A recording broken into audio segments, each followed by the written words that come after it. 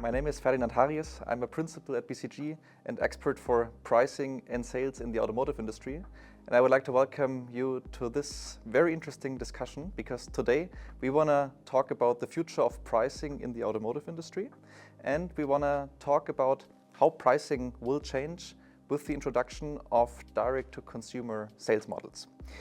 We at BCG, we project that in Europe, in 2030, around 50% of the new car sales volume will be sold via a direct-to-consumer model. And this obviously will have significant impacts on the price management, on sales management, but also on the customer experience. And what this will bring and how this will change for customers, for dealers, and for automotive OEMs, this is what we would like to discuss today. And with me, we have Professor Dominik Papies. Dominik, welcome. Thank you. Dominik, you're a professor for marketing at the University of Tübingen. You are a renowned expert for pricing, branding, and machine learning topics. And you're listed among the top researchers for business administration topics in Germany. And it's great that we can have the discussion today. Thank you for having me. Now, to kick it off, you've done many years of research on consumer behavior and consumer patterns, and you also focused on the automotive industry. If you had to describe the role of prices when buying a new car, how would you describe it? I would say it's quite obvious that a car purchase is a major investment, and most likely next to buying an apartment or buying a house, it's probably one of the most expensive purchase decisions that we ever make in our lives.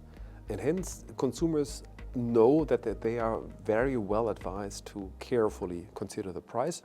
They do, and hence price is a major, if not the major variable that consumers take into account when making a purchase decision in the automotive market.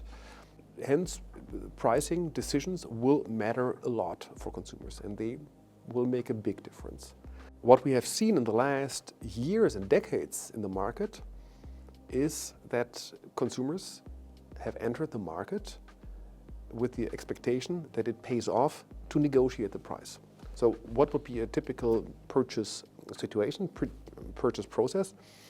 Consumers form what we would call a consideration set. So they select a number of vehicles that they find interesting, and then they go to dealers and look at the vehicles, maybe they take a test drive, and then they look at the price. But that's not where it ends, but that's where it starts. Then they start discussing about the price with the dealer. So they start negotiating, haggling. And consumers have made the experience over the last decades that it pays off to haggle, that it pays off to negotiate, because they will get a major discount through this negotiation. And that is the role of price that we see here in the market. So it's a major decision variable, and consumers know that it pays off to negotiate.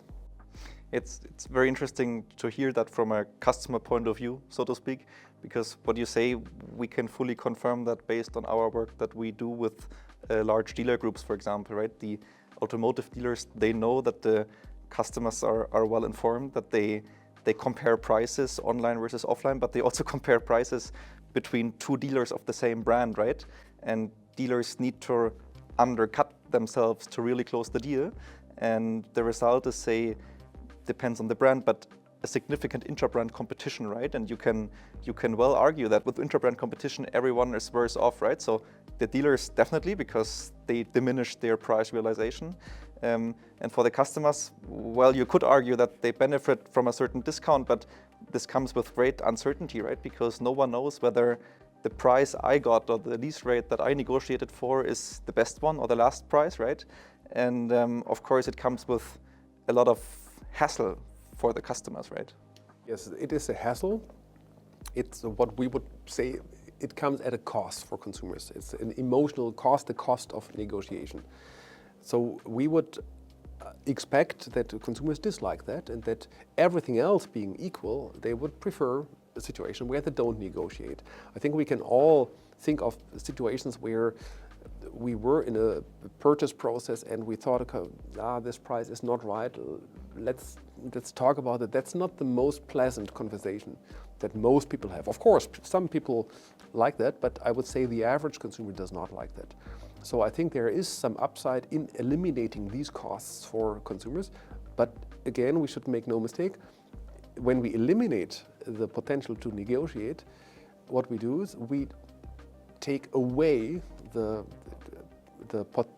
possibility for consumers to implement a price reduction. So a price reduction, a price discount, all of that sort is like a drug. It's very, very attractive for consumers. And we know from a lot of research over the last decades from all sorts of different industries that taking away these discounts or discount possibilities is painful, as it is with taking away a drug. And hence, we should really be mindful of the possibility that we will see some adverse consumer reaction if we take away the possibility for consumers to negotiate. Because it allows them, while coming at a cost, it still allows them to realize a lower price. And that, of course, in the end, has a benefit for consumers. If we take a look at the OEMs for a second, you can well argue that in the current setup, OEMs are not really part of the party, right? So they are detached from the point of sale, because everything that we just discussed, like this ping pong or this interaction between the dealer and the customer, the OEMs cannot really take part in that because they're just not there. They're not part of the interactions at the point of sale. They also don't have access to the customers, but also not to the customer data. So what we see is that most OEMs don't even know the real transaction price for an individual customer because they are not part of that. Yeah? We also see that OEMs, tend to have difficulties to really manage a price. We've seen a lot of price cuts in the industry, increasing discounts, etc. But this is all based on list prices or on recommended prices, right? The OEM does not really have the opportunity to directly increase or decrease the transaction prices at the point of sale because you have always the dealer in between. You may enforce or bring the dealer to do something like this, but it's really difficult for the OEMs to directly steer for that. Yeah, so if I listen to you describing this process, I would say this is simply odd. So that a large manufacturer sells a product, but this manufacturer does not really know who this manufacturer sells the product to and at what price is just odd. It's pretty much the opposite of what I would teach in the classroom, right? In the classroom, I would teach that we need to have an integrated process where we know everything about our customers, but that just doesn't happen. And I think it's a worthwhile attempt for manufacturers to change this. This is the traditional model now, what we just discussed. So it's a traditional and well-established wholesale dealer interaction with the end customer in the end. In the beginning, we briefly talked about direct-to-consumer sales models, and we see a certain momentum in the market. So a couple of OEMs in Europe are trying to implement direct-to-consumer sales models. We also expect that this momentum is going to even increase over the next years. If OEMs will introduce this new sales model, the rules of the game will be a bit different, right? So in a direct model, OEMs would offer the vehicles directly to the end customers. The dealers, or more precisely in the new setup, then the agents are still there and they take over very important tasks, right? For example, they take care of customer management, they do product consultations, they do the handover and the delivery of the vehicle to the end customer. Of course, they also take care of after sales and service. So they are still there, but the OEM is the one who offers the vehicle or the vehicles to the entire market at a harmonized price without negotiating, no haggling, no need for complex price comparisons, likely also without intra-brand competition for price. So based on your research, how would customers react to this new setup?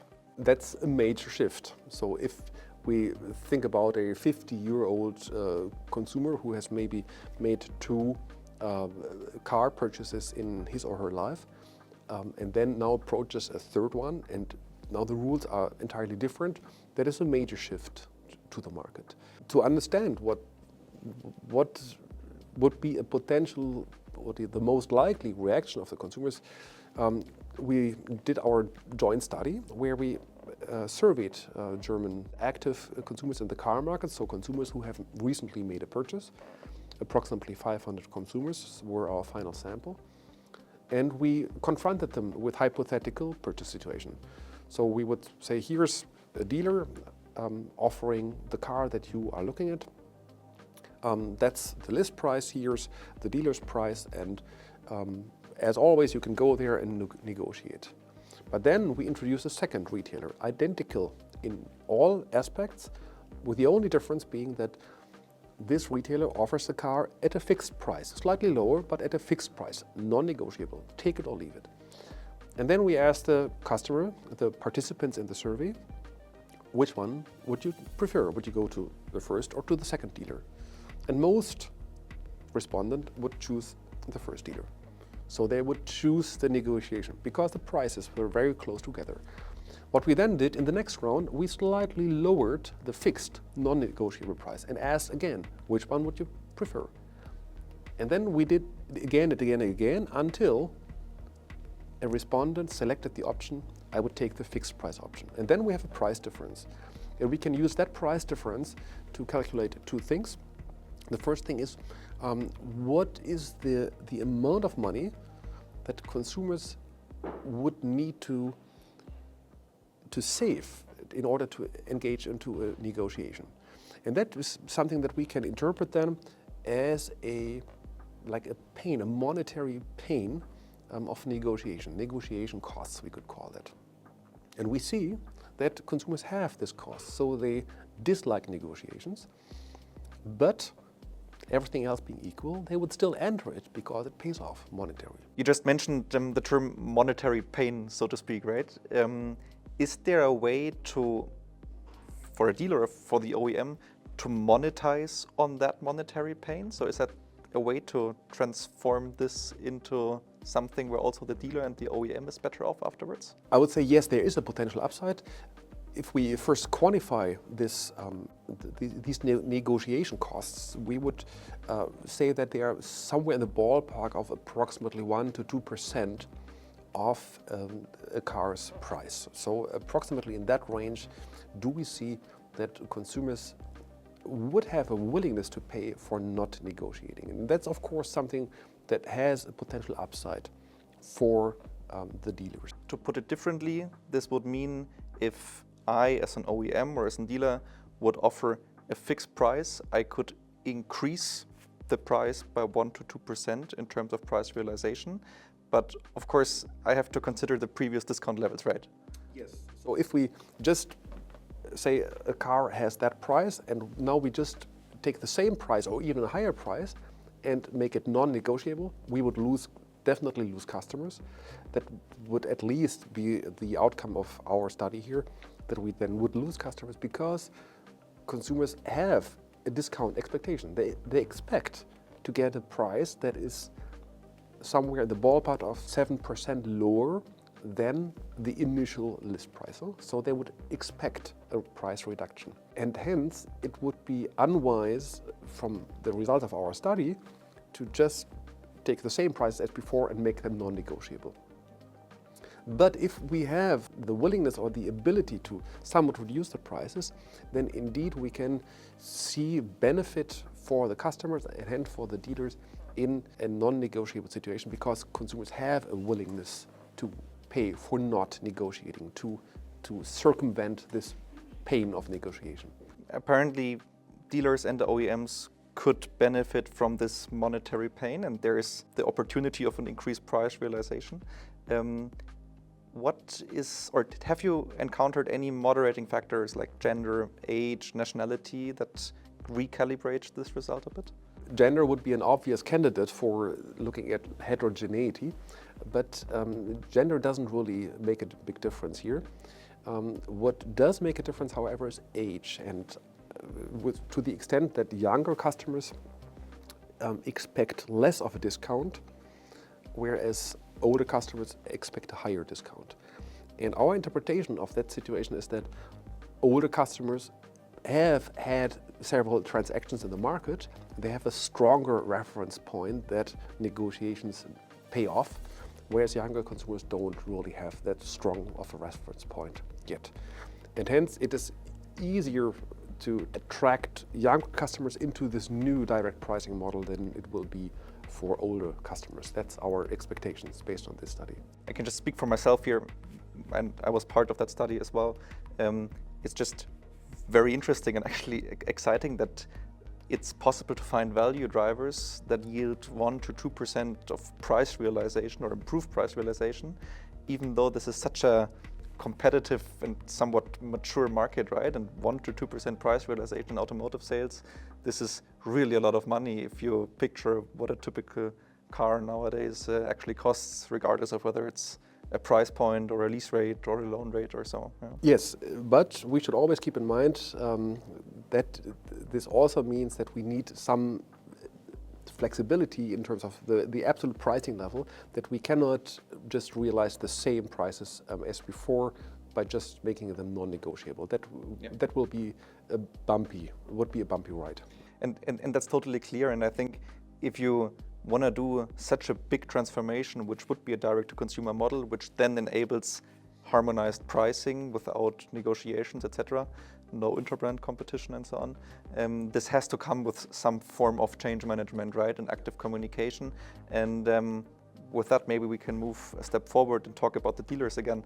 The dealers would then, of course, be one vehicle to communicate such a change.